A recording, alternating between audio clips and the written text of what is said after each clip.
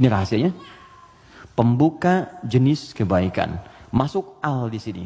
Maka surah Al-Fatihah, seluruh ayatnya, kalau dipelajari dengan benar dan diamalkan, dia akan membuka semua jenis kebaikan yang diharapkan dalam hidup.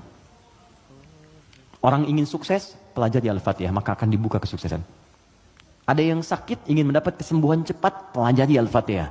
Di situ ada rahasia bagaimana mendapatkan kesembuhan cepat dari Allah. Orang ingin rezeki, ingin ilmu, pelajari Al-Fatihah. Maka di situ ada nilai-nilai kebaikan yang cepat dibuka. Makanya satu-satunya surah dalam Al-Quran yang banyak namanya sesuai dengan objek kebaikannya hanya Al-Fatihah. Dia disebut Asy-Syifa karena di dalamnya ada kandungan untuk mempercepat datangnya kesembuhan dari Allah. Ada kepala suku di Arab dulu tersengat kalajengking Arab. Racun masuk ke dalam sampai sekarat. Secara medis nggak bisa, semua angkat tangan. Datang rombongan sahabat.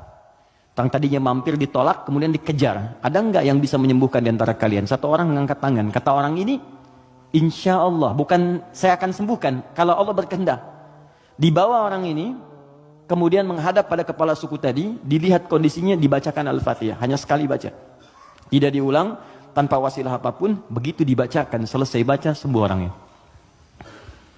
Nah ini pembuka semua jenis, makanya dalam setiap keadaan seringkali dibaca Al-Fatihah, Fatihah, Al-Fatihah. Tapi persoalannya, kok orang dulu bisa sekali baca sembuh, orang sekarang ratusan ribuan kali nggak sembuh-sembuh gitu.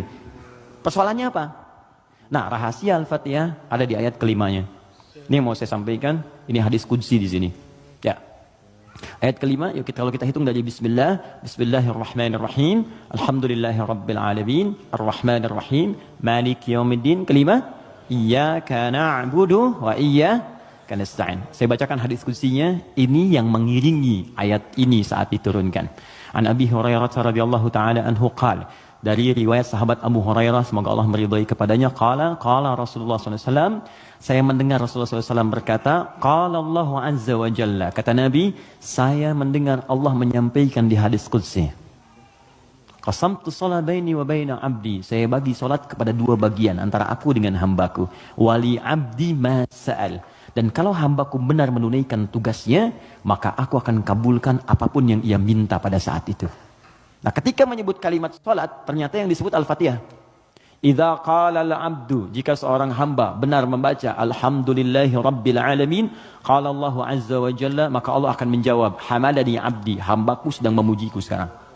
Idza qala al-'abdu ar-rahmanir rahim, jika seorang hamba berkata ar-rahmanir rahim, qala Allah azza wa jalla, Allah menjawab, asna 'alayya 'abdi, hambaku sedang menyanjungku sekarang.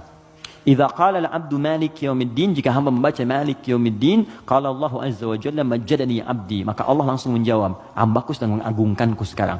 Gini, maksud kalimat ini di pembuka yang 4 ini, kata para ahli hadis, salah satunya ingin memberikan gambaran kepada kita bahwa setiap beraktivitas rasakan kita dipersaksikan oleh Allah. Itu poinnya. Saya ulang ya, kalau Anda ingin mendapatkan janji dari kemuliaan Al-Fatihah ini, maka rumus yang pertama, kata para pakar hadis, rasakan setiap kali kita berinteraksi, sekalipun hanya berkata itu, rasakan Allah mengawasi kita. Itu yang disebut ihsan namanya. Apa namanya? Ihsan. Itu ada di hadis Muslim, nomor hadis yang ke-8, paling kiri sebelah atas. Hadis Muslim. Nomor hadis yang ke-8. Di Al-Arba'in, nomor hadis yang kedua. Riwayat Umar bin Khattab.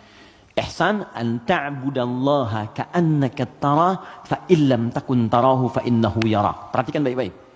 Anda jadikan, kata Nabi, ini rumus cepatnya, kalau semua hidup ingin dimudahkan oleh Allah, semua ingin dibuka kebaikannya, maka pertama jadikan semua aktivitas kita sebagai ibadah. Itu poinnya. Yuk teman-teman yang kerja, niatkan ibadah. Kalau Anda cuma kerja aja, jangankan Anda, yang belum beriman pun kerja juga. Coba cek. Anda bisnis, dia bisnis. Bisnisnya sama dengan Anda. Anda kerja, dia kerja. Kerjanya sama dengan Anda. Di kantor yang sama, jamnya sama, pekerjaannya sama. Dia belum beriman, Anda beriman. Pertanyaan saya, yang membedakan iman Anda dengan dia yang belum beriman apa? Maka kata Nabi, mesti ada bedanya. Bedanya itu adalah, jadikan pekerjaan kita diniatkan ibadah. Itu poinnya. Makanya setiap pekerjaan kita itu pasti melekat doa di dalamnya. Untuk menjadikan pekerjaan jadi ibadah. Silahkan cek. Cuma dalam Islam ya, Dan kita hormati yang lain. Oke, jangan mencelanya apapun, kita hormati, tapi kita yakini untuk menunjukkan Islam itu agama yang benar. Cuma dalam Islam yang seluruh aktivitasnya bersanding dengan doa. Dari bangun tidur sampai tidur lagi. Coba lihat. Bangun tidur kita ada doanya nggak? Ada. Cek. Yang lain tidak. Bangun tidur kita ada doa. Makan ada doanya? Ada. Minum? Ada. Berpakaian? Ada. Bahkan maaf ya, urusan ke toilet pun ada doanya. Bahkan kakinya diatur. Masuk toilet kaki kiri, keluar kanan. Beda dengan ke masjid. Masuk masjid kaki kanan, keluar kiri. Doa masuk keluar beda. Tuh, bekerja ada doanya. Even kita tidak tahu doanya pun, kata Nabi cukupkan dengan kalimat Bismillahirrahmanirrahim. Kullu amrin dzibalin la yubda'u fihi bismillahirrahmanirrahim fahuwa abtar. Setiap perbuatan baik yang tidak diiringkan kalimat Allah di dalamnya, minimal Bismillahirrahmanirrahim. Paling singkat Bismillah. Minum Bismillah, makan Bismillah, ya bekerja Bismillah. Itu kalau kita nggak ungkapkan itu mohon maaf, nilai ibadahnya hilang. Ya. Nah, apa manfaat menjadikan aktivitas kita ibadah? Di antara manfaatnya, kalau kita menjadikan itu ibadah dan kita merasa disertai, diawasi oleh Allah, maka mustahil Anda akan mengerjakan yang buruk dalam hidup. Mustahil. Ini ada minuman ditawarkan pada Anda. Dan Anda merasa saat akan minum ini, Allah mengawasi kita. Maka mustahil Anda akan menyentuh minuman yang tidak disukai oleh Allah. Mustahil. Demi Allah saya katakan. Nggak akan pernah Anda minum minuman yang dilarang, bahkan mengucapkan kalimat Bismillah. Udah minum aja dulu whiskinya pakai Bismillah biar dosanya kurang dikit. Nggak bisa. Mustahil. Nggak akan Anda sentuh. Pekerjaan juga begitu. Ya, kaki, tangan, teman-teman yang tugas di dewan, nggak akan nyusun anggaran macam-macam. Kenapa? Karena merasa Allah lihat. Nggak mungkin Anda tanda tangan sesuatu, sementara Anda merasa disaksikan Allah. Dan Anda tanda tangan pada yang buruk, mustahil. Oh, tapi kan fee-nya besar nih proyeknya. Allah menyaksikan kita. Atau saya istikharah dulu deh biar benar. Jelas ya? Nah, kalau kita merasa disaksikan Allah, kemudian kita berada di track yang benar untuk mengerjakan kebaikan. Jadi dari mulai kepala sampai kaki itu semua baik. Melihat baik, karena takut begitu melihat yang salah, Allah lihat nih, malu. Mendengar baik, melangkah baik. Ketika kebaikan ini dijaga, maka terbukalah semua pintu kebaikan. Ini maksudnya. Maka ketika Anda jadikan ibadah, maka perhatikan kalimatnya. Idza qala al-'abdu, ketika hamba sampai pada kalimat iyyaka na'budu. Ya Allah, kepadamu saja, untukmu saja. Perhatikan cara menerjemahkannya. Kami beribadah. Maksudnya kami jadikan semua aktivitas kami sebagai ibadah hanya kepadamu saja. Salat kami hanya untukmu. Puasa kami hanya untukmu. Bekerja pun kami niatkan mendapat ridhamu. Tidur pun kami niatkan mendapat ridhamu. Makanya sebelum tidur kita ada doanya. Kan? Jika Anda benar mengucapkan kalimat ini, iyyaka na'budu, dan kita praktekkan dalam hidup, perhatikan. Wa iyyaka nasta'in. Ya Allah, saya seorang hamba yang pasti punya persoalan dan butuh pertolonganmu. Kalaupun saya punya masalah, pasti saya hanya akan minta kepadamu. Lihat jawabannya.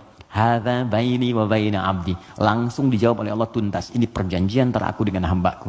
Wali abdi. Kalau hambaku benar komitmen dengan perkataannya, mengerjakan semua aktivitasnya sebagai ibadah kepadaku, masalah apapun yang dia minta, aku akan kabulkan. Hadis qudsi. Apapun yang dia minta, aku akan kabulkan. Bahkan ada orang yang belum minta sudah diberikan oleh Allah Subhanahu wa taala, bergantung pada level ibadah yang dia kerjakan. Semakin